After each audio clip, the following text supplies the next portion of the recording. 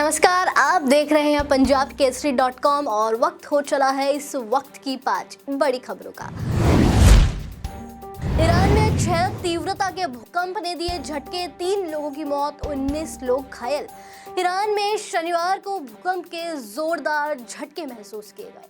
दक्षिणी इलाके में एक गांव में इमारत धराशायी हो गई है। सूत्रों के मुताबिक धराशायी मकान के चलते चपेट में आने से 3 लोगों की मौत हो गई है और 19 लोग घायल बताए जा रहे हैं। घायलों में से कुछ के हालात गंभीर हैं। ऐसे में मृतकों की संख्या में बढ़ोतरी की काफी आशंका है। पिछले साल नवंबर में ही प्रांत में 6.4 और 6.3 तीव्रता के भूकंप आए थे। तब एक व्यक्ति की मौत की खबर सामने आई थी।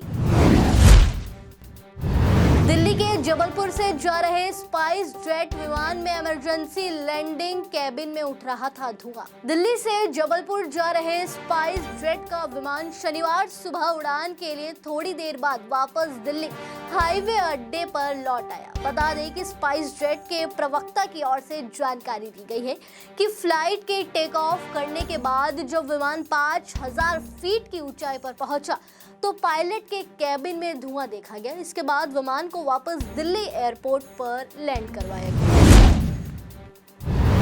दिल्ली में पूरे हफ्ते मानसून रहेगा मेहरबान। 6 जुलाई को भारी बारिश के लिए रहे तैयार, ऑरेंज अलर्ट जारी। राजधानी दिल्ली में अगले हफ्ते भर तक बरसात का मौसम यूं ही बना रहेगा।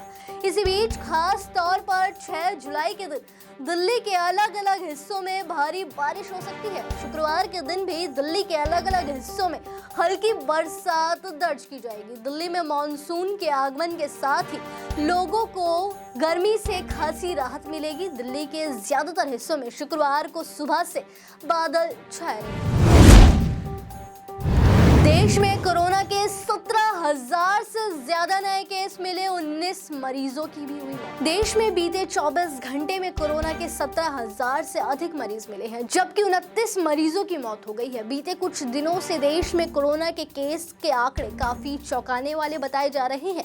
स्वास्थ्य विभाग के आंकड़ों के मुताबिक पिछले 24 घंटे में कोरोना के 17,000 से ज्यादा नए मामले देखे गए, जो कि कल की तुलना में 0.1% अधिक है। देश के 5 राज्यों में सबसे ज्यादा केस सामने आ रहे हैं। मिशन तेलंगाना पर बीजेपी वंशवाद मुक्त राजनीति के मंत्र के साथ सियासी पिच पर उतरने का प्लान। भारतीय जनता पार्टी यानी कि बीजेपी का फोकस अब दक्षिण भारत की ओर होता नजर आ रहा है।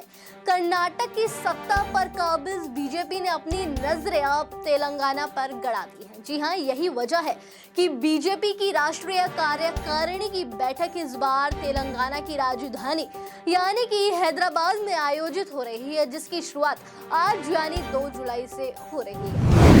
अभी के लिए केवल इतना ही, लेकिन ऐसी ही ताज़ा तमाम बड़ी अपडेट से हमेशा जुड़े रहने के लिए देखते रहिए punjabkesari.com।